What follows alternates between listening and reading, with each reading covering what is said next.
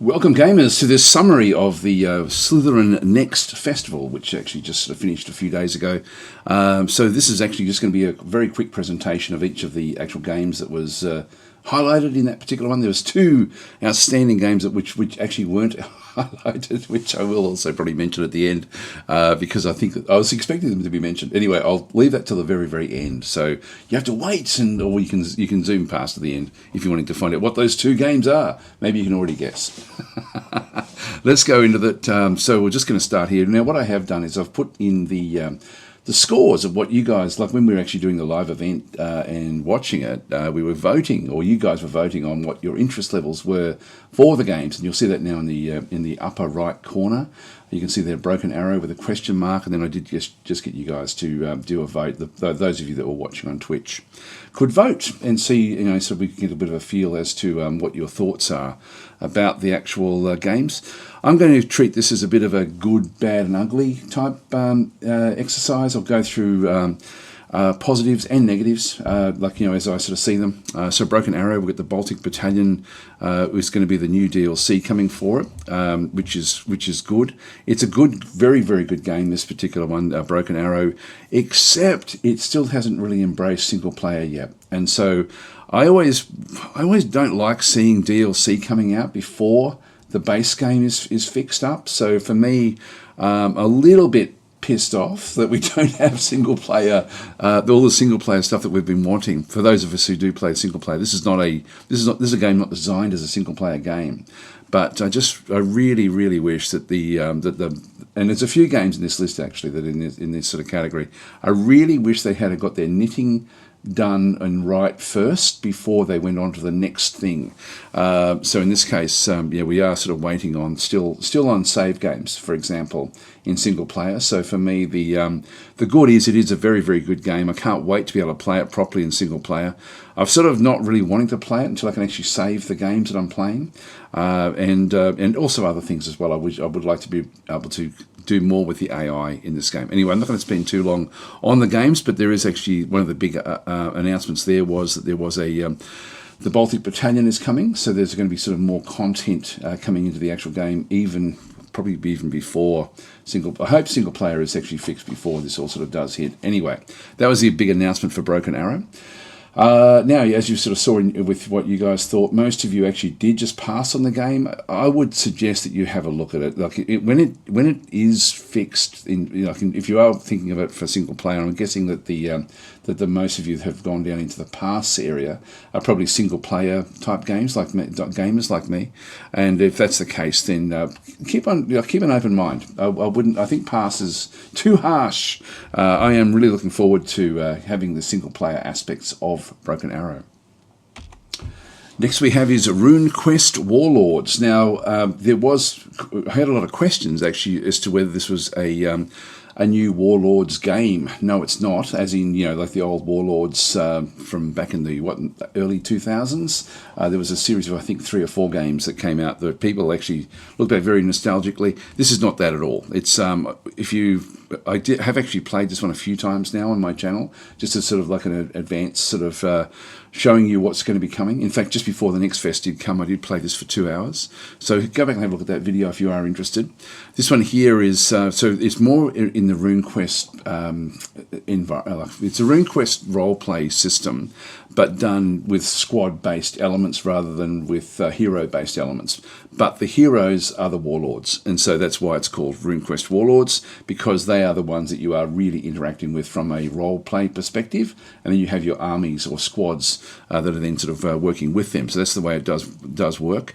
This one here is this one is based essentially on the Battlesector engine to a large degree, from my understanding, and it's got a lot of really solid things. Battlesector is an incredibly good game. Warlords as well, like in terms of tactical and strategic gameplay, is going to be great. There is only 18 missions, so you can sort of play skirmish, but it really is, there's no real random maps as far as I can sort of see at this stage. So I'm hoping that they add in some sort of like dynamic campaign, like what they did with with Battlesector. Battlesector's improving a lot too, by the way. I think we cover that a little bit. Anyway, this game I think will grow into something really quite special. You can see there that there was a pretty, like a pretty sort of even spread as to the interest from you guys with your voting, from really interested down to pass. But we're always going to get people passing on games because you can't buy everything, of course. But in this case, my biggest issue with this game is actually the voice acting. It wrecks the immersion for me, and only with the Talistars faction. The other factions I think are very, very well done. The actual quality of the voice acting isn't bad. It just seems somehow inappropriate, and it's very hard for me to get my head around it. That's my really big issue with the game and if that's the only issue I've got, it's not a bad issue to have. I've said that about other games in the past, and Slitherine has a lot of games where the voice acting is not the greatest, to be honest. And there's more in this list actually, to be honest, where the voice acting could certainly have been done much, much better. But anyway, hopefully at some point in the future that will be open for modding, and then we'll be able to mod those offending voices out of it. Well, Battle Plan. Battle Plan is a game that has, I've had the pleasure to be able to play a few times. It's in, it's not even in early access or even close to early access. So I've had sort of like an early dev build where certain things don't work as well as you want, but this is going to be a very, very special game. So I'm really looking forward to this. This is probably one of the games that I've really got my eyes on for 2026 essentially. It's different in the way that sort of it approaches combat. You sort of are drawing on the map and giving sort of like daily orders to your troops, and then your troops try their best to carry them out for you.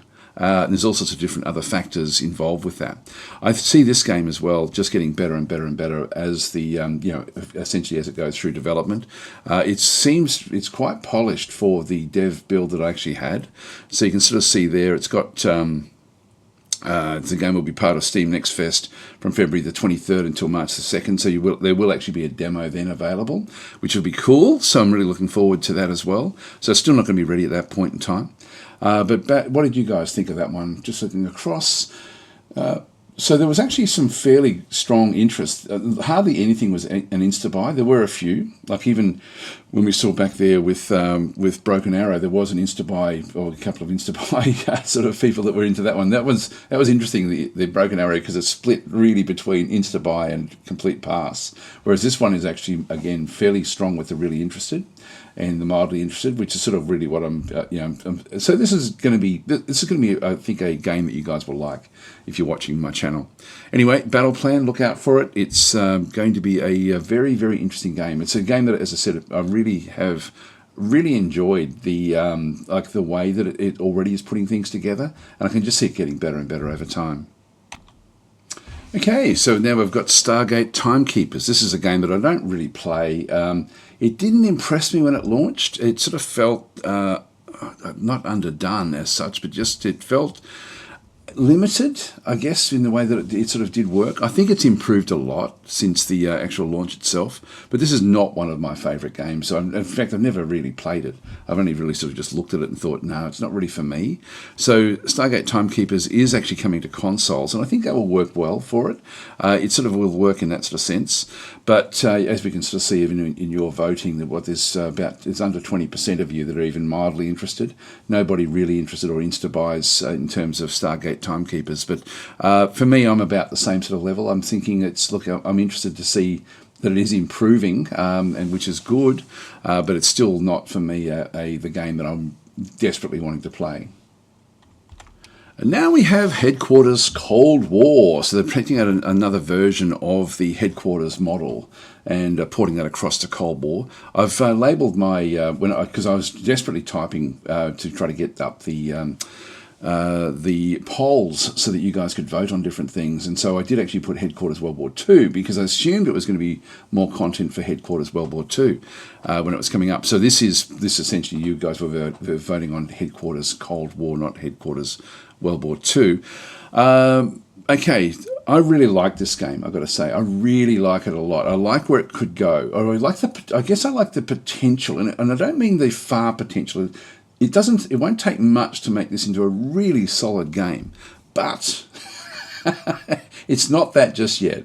There's still some big problems with the game, and again, this is another one of these instances where I'm thinking, why go on and build another version of the game when you haven't fixed really the base game? And so this one, for me, the base game has still got a lot of work to be done to really finish it off properly and give it the degree of polish. And I really hope that they actually fix that before they start to do too much. Again, I sort of worry when I start to see games sort of go to a level which is acceptable but not great, and then go to the next step beyond that, rather than trying to keep on making it great. And this is a game that I feel passionate about these sort of games because I feel that they could be great. Again, like we spoke before about my mind's gone blank again. Where was it? Hang on, let's just go back up the top. It was the first one. It was Broken Arrow. I knew it had an A word in it. Broken Arrow again. Fix it up before you start adding stuff to it. And same with Headquarters. Fix it up before you start adding things to it. Really, really hope that this game ends up being as good as it could be. But at the moment, it's a little bit underdone in terms of just the way that the AI plays. For example, the random maps is not the best, and I really wish that they had a focus on that. So I loved that. I was really looking forward to this announcement because I thought it was going to be something where the base game was going to be improved in some dramatic way. And so I was disappointed in this announcement because I'm thinking, well, you're not focusing on the base game, and that's where the focus really needs to be, in my opinion. Anyway, having a look at the interest levels there for you guys, it's actually fairly high. We've got sort of like this is actually a really positive game in terms of your interest, which is great because as I said, I really love this game. I love playing it. It's just not where it could be, and so I get a bit scathing on games which I really enjoy. I'm much more critical of games that I enjoy than games that I don't enjoy. But in this case, we've actually got 80% of you are actually interested in the game, which is very high for the actual votes that we were getting on the day. There was a brief announcement about Gladius with the Rampage pack. We did speak about it a little bit, and you guys were sort of talking about it, but we didn't actually vote on this one, just because it was only up for a very, very short period of time. So they do have the new Rampage pack, which is just more units for the actual for the game itself. Gladius is one of the best games around, like in terms of AI. It really is an incredible game. The Rampage pack itself, or any of these sort of unit packs where they sort of add units across the board, and people always ask, which DLC should I get? The things like the unit packs really are probably the least important of the packs to get. The actual the packs that actually give you full on factions, they're the ones I think initially, if you're getting into Gladius, focus on those first, and then the unit packs after. So the unit packs just add extra units across the all of the different factions. And so the Rampage pack is one of those. I won't talk too much about it, but Gladius is one of the best games of all time. Like, it really is that good. And often you'll find very, very good deals for Gladius. I really hope at some point that they make a Gladius 2. Like Zephon is a game that the actual developers of Gladius have built for themselves, but it doesn't have the Warhammer 40k lore. So there's a lot of people, when I actually ask people, they're interested in Zephon, but they love Warhammer. because of the Warhammer, franchise essentially associated with it. I would love to see a Warhammer Gladius 2 done at some point. Of course, every time you bring out a DLC for an existing game, it then makes it that much harder to then bring out a version 2 where people's expectations are so much higher. So I sort of hope at some point we do get a Gladius 2 with the innovations that have come through from the Zephon development. If like that would be very, very cool to see that.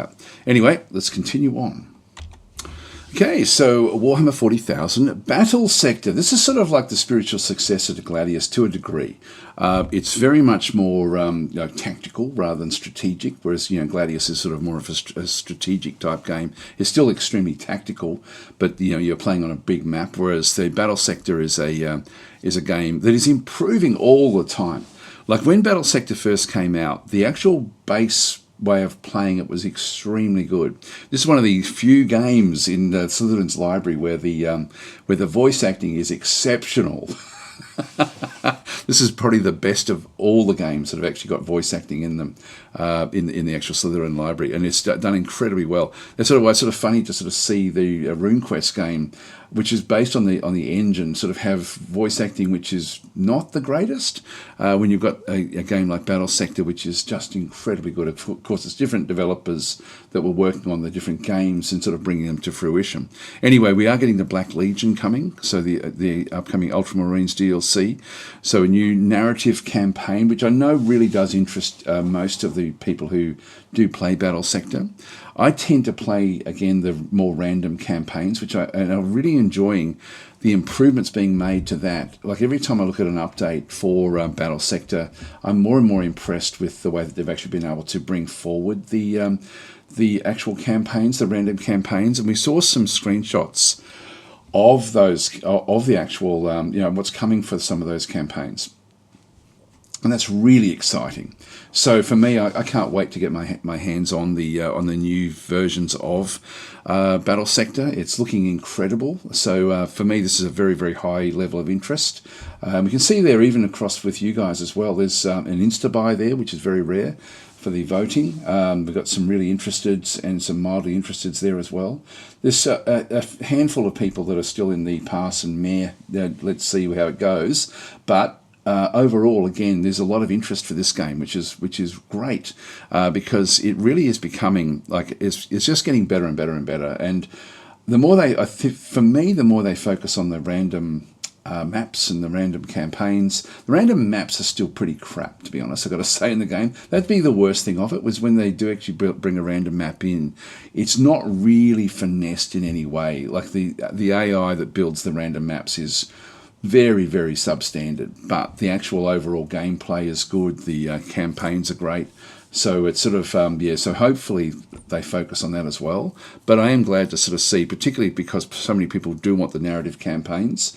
I don't, but I know that many of you do. And so it's good to sort of see that they're bringing more campaigns in. That's the biggest negative comment that you see from people, actually, when you are playing the game. There's always questions about the narrative campaigns and why there wasn't narrative campaigns as they brought new content in. And it's a good question. I don't know. I don't know the answer to that one.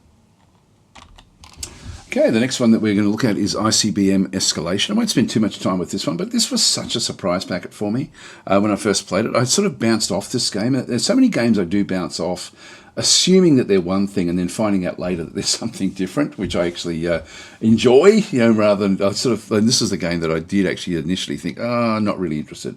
But when I started to play it, I thought, wow, this has actually got a lot going for it. I don't tend to like games that are all about just destruction of humanity. It depresses me. And so in this case, and that's really what I thought it was about. But you don't have to play it like that. It's actually much more broad than that. I thought it was literally just moving and intercepting interstellar missiles, which it's not. It's actually a very, very high-level war game to a large degree, but it can be played at sort of like from the 1960s forward, really, which is good. So anyway, I forget what's actually coming for this one here. They were talking about the lens on snapshot, which was when they sort of do a deep, like they get someone like a content expert to then talk about the scenarios around it, like in this case the Cold War going hot, which is really what ICBM Escalation actually is. I think that there was more coming with ICBM Escalation, like in terms of the development of the game. And again, I'm looking forward to that. And also you guys are too, which is good to see. Okay, then we've got Panzer Corps 2 with their with the new Allied Operations Italy Volume 1 DLC, which is actually coming out. I was really surprised at the level of disinterest from the community with this one here, because Panzer Corps for me is one of the most innovative games that's been built in recent years, and just in the way that they handle the random number generator, I gush over what they've done with that. It's such a unique and interesting way to handle the random numbers that are generated within a game, and I really like what they've done. I also know how hard it was to build Panzer Corps 2 from Panzer Corps 1, where it wasn't just based on a puzzle game. So Panzer Corps 2 is not a puzzle combat game, and by that I mean like a game where there's preset things that the scenario designers have built, and as you trigger certain areas on the map, they will then come and attack you. This is much deeper than that, and so I was surprised at the level of disinterest in this game. So I won't talk much about it, but I do love this game in terms of what it brings and what they've been able to do with it. I like that it's also got random maps as well, which again is for me the main way that I play the game. Anyway, looking forward to this as well. So, I know most of you are not. Actually, a few of you are really interested, but some of you aren't. Again, it may be that you're getting DLC fatigue from it, maybe. That may be what it is. I'm just not sure. The next game is Starship Troopers, and this is the Eradicators DLC, which is actually interesting because it says here this will be the first battle group DLC for the game, focusing entirely on the new territory mode content. The territory mode content is much more interactive than just a linear campaign, and so I really like the territory mode campaign in this one. And again, I was pleasantly surprised to see that there was like a fairly high level of interest for this game. This is one of these games actually which I shouldn't like. It doesn't have an active pause, and so I shouldn't like it, but I do like it. And I think maybe you guys do too. Like, it's sort of one of these games where, even though it doesn't have an active pause, you can essentially set up like almost like a tower defense in the areas that you're not focusing on the map as you move then forward with your main attack group. So it's an interesting game, and I really do quite like it. So I'm looking forward very much to the Eradicators coming out. Then we have Scramble, Battle of Britain, and this really is going to be, it says that the Scramble Battle of Britain will be out in the spring of 2026, which of course, you have to be in the Northern Hemisphere to have that spring. It's for us, that's going to be in the Southern Hemisphere here, that's going to be autumn, which is, still a little way off. But that's actually fairly close, to be honest. Like, it's still, what are we talking in, like March, April, May, somewhere in around there, of 2026. And so we haven't seen yet the campaign mode. Now, I sort of feel this is a little bit too early for the game. This is a game actually that's been done very well in early access. Like, they've introduced different things into it over time, and they've all worked.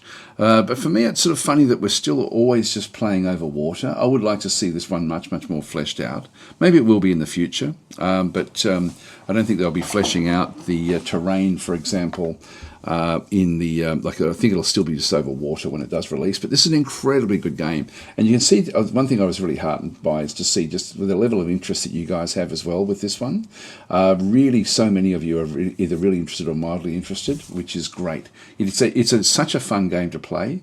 It's not easy to play. It's a flight sim with like a WeGo, meaning that you plan your moves and then everything happens, over the course of, like, I think it's 10 seconds in the fighting, the way it sort of works. So you don't have to have like a joystick or anything like that to play the game. It's all can be just done through mouse and keyboard, which sort of works out very, very well. But very, very cool game.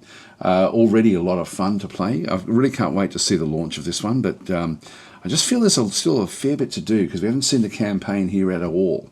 So it would be cool to see how that one's going to play out. Maybe it's still just an extension of what they've already built in with their mini campaigns. We'll see what happens there. So a lot of interest for me in that particular game. Next, we have Stormbinders. So Stormbinders is going to be coming out fairly soon, I believe. I haven't been able to play this one at all. All I've been able to do is just sort of look and see what they've actually been developing with it.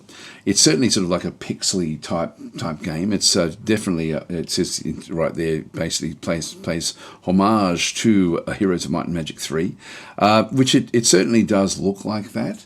I'm quite interested in this game, but I'm also a little bit concerned about where it could go. Until I can play it, I don't know whether I'm going to love it or like it. I don't think I'm going to hate it, but it's going to be one of those two. So it could be sort of like a game that I don't play much if I only like it, or I could play a lot of it if I really, really do like it. So we'll see how this one goes, I guess. So Stormbinders is like a Heroes of Might and Magic type game. You can see there again the level of interest with you guys. We've got some insta buys there, some really interested as well, and some mildly interested. So it's really like that's very strong in terms of the interest for this sort of game. And there are a lot of games that have come out recently and are also going to be coming out, which will be competing with this game in the same sort of environment. And so that's another thing I do. I hope that this game is innovative enough to be able to compete with those other ones that are coming out. And so Stormbinders also moves beyond nostalgia with innovative mechanics, it says. So shifting weather patterns and magical storms can influence spell power and add new layers of strategy to each encounter. See, for me, I don't know how that... When I read that, for me, that's not all that exciting. But who knows? Hopefully it will be. But they are going to have there's a lot coming out at the moment, and not just the other official Heroes of Might and Magic game. There's other Heroes of Might and Magic games also in the works. So it's going to be a fairly congested market, I think, for these type of games in 2026, which will be interesting. All right, so now we've got Terminator with the Evolution DLC, which is going to be coming. So this expansion adds us a new single-player campaign set in the frozen wilderness of Canada, where blizzards, low visibility and harsher terrain shape mobility and tactical choices across 9 missions. But it also does introduce more units as well. So looking forward to this one, and as we can sort of see through there, this is another one that I was actually really surprised at just the degree of interest from you guys actually over it as well. This is a very, very cool game. It does have an active pause.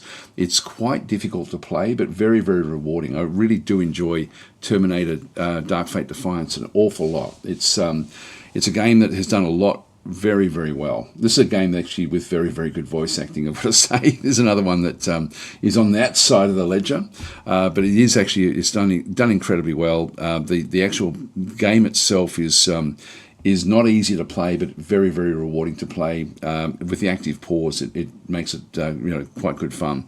So anyway, that's coming out. Does it say when? Yes, set for early 2026. So that's going to be coming fairly soon. Wonder if that will then sort of be brought across into their sort of like their random campaign mode as well. I hope it does. I hope they sort of add that in to that particular mode as well. That would be pretty cool. Well, this is one took a bit of a hit from you guys in terms of your interest levels. So this was we've only got mildly interested, and then we've got like a lot sort of in the more negative areas of the feedback that you guys were giving on this particular one. This one actually, I think, is going to look fairly interesting. I actually am looking forward to playing this. I am concerned about the disinterest that was shown though by you guys.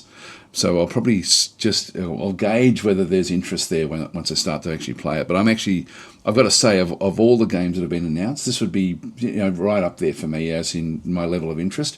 When they were first talking about it, I was really like thinking, not really, doesn't sound all that good. But the more that we've spoken about, the more I thought this does sound quite interesting.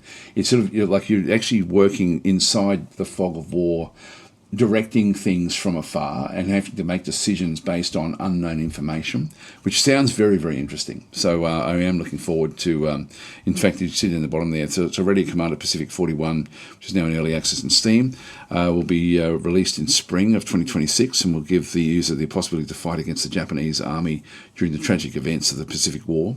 We'll have to analyse reports, make decisions, issue orders through radio messages, and tip the scales of victory in their favour. There we go. So that's going to be interesting. So let's see how that one goes. So we'll find out what the go is there. You know, we have Bolt Action. Now, I didn't know what the title was called, so I called it Action Digital Battlefields. It's Bolt Action is the game. It's Bolt Action Digital Battlefields. And so this one, for me, looks really, really interesting. So it's the thing I quite like about this one is that it looks like toy soldiers when you're playing it, which and it's sort of like a tabletop experience. So I'm really looking forward to this. This is actually my most highly anticipated games that were announced in the Slitherine Next Festival. So when I saw this one, I thought, wow, this looks incredible. But I can see down through there with the it's a fairly broad spectrum of votes that you guys made about it.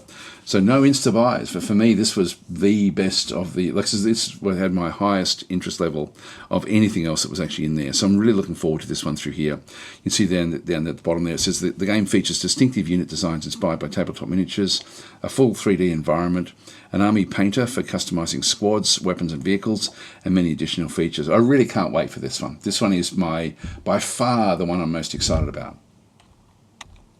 And then finally they spoke about Nightmare Frontier. So they also announced the acquisition of Nightmare Frontier, an original tactical extraction looter, currently in early access. And again, I was interested to sort of see the, we had some insta-buys there as well for this particular game. So this one spread right across the board in terms of the interest from you guys that were watching at the time, which is interesting because when I first looked at it, I thought, I really don't know if this is going to suit me. But then I did get interested as they were talking about it.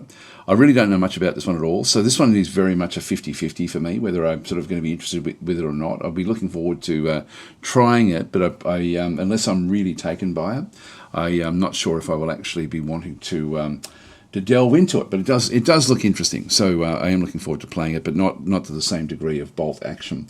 Anyway, that's sort of the rundown of the various games. Now, I did mention that there were 2 games which were not actually listed on the actual with what they were talking about that I was expecting to be on that list. Yeah, the first one is Distant Worlds 2 with the Mercantile Update, which just came out literally like about the same time as the. I thought that they'd coincide with the actual next Slitherine Next and this one here. I thought this was going to be a major announcement, to be honest, of the actual event, and it wasn't even in the event. What's going on? This is an incredible update. I've been playing this. I can't stop playing this game. I'm loving it so much. So I've actually got a series ongoing at the moment, playing as a Harkonish, and I probably when I finish playing this, I finish recording this, I may bounce in for a few hours and play that again as well. I'll see how I go. Actually, I have to process the video, so maybe I won't have time. Anyway, I was very surprised that this one wasn't actually mentioned. It's at time of recording, you've probably got 1 day left to get the base game at 65% off, which is very, very much worth it if you haven't actually seen that, if you haven't played the game. Incredible game. Anyway, so they've got those, and also I thought that they'd then be talking about the. So this is the Mercantile Update, but I thought they'd be talking about Shadow Rising coming next year, which is again. I don't think we're going to see it through here. Here's the roadmap. So we've got the so the summer is we're now in the autumn. So next major update with Tekken and Harkonish refresh. So we've now done that one. So the game expansion here, the DLC Shadows Rising, is really it's here right now. Like it's summer for me, but winter for most of you watching in the Northern Hemisphere. And so the game expansion Shadow Rising is going to be massive, and I really thought that would be a big feature again of the Slitherine Next. What's going on, guys? Why wasn't this in the list of games? It had to be. This is a major announcement. And then in the spring we have the final of the factions, the original factions with their refresh. Can't wait for that either. Really looking forward to all of these things coming for Distant Worlds 2. This is, for me, even more exciting than anything else that was announced on the day, to be honest. I'm really looking forward to this. And the other game, which has also got some really exciting things in the works, is Shadow Empire, the Republica DLC. Really looking forward to this one coming as well. It just says coming soon. I'm not sure when this one is due, but I think it's due fairly soon, like from what's actually going on. I believe that a lot of the artwork has been done with AI. So I know that there's actually been issues with games that use AI. Look, it's such a small dev team, like basically one person. I'm a graphic artist, so I actually don't like AI doing graphics, but I can sort of see that, it's coming, it's here. I'm sort of philosophical about it. I do like that people do make a stance against AI, but I also, the realities are it's easier to bring things out with AI now than what it was. So anyway, Shadow Empire, really looking forward to the Republica DLC. Can't wait for that one. But so this is I'm not sure when it's actually coming. I thought there'd be more information about this actually on the Slitherine Next festival as well. So it missed out on two really, really big games, which for me, I was just expecting them to both be there. Anyway, guys, I'm going to leave it there. Thanks for watching, and I'll catch you around the traps if you're sort of watching on my channel for live streams and things. I'm sort of doing a lot of them at the moment. Do a lot of Distant Worlds 2, etc., etc. I'll leave it there. Thanks for watching.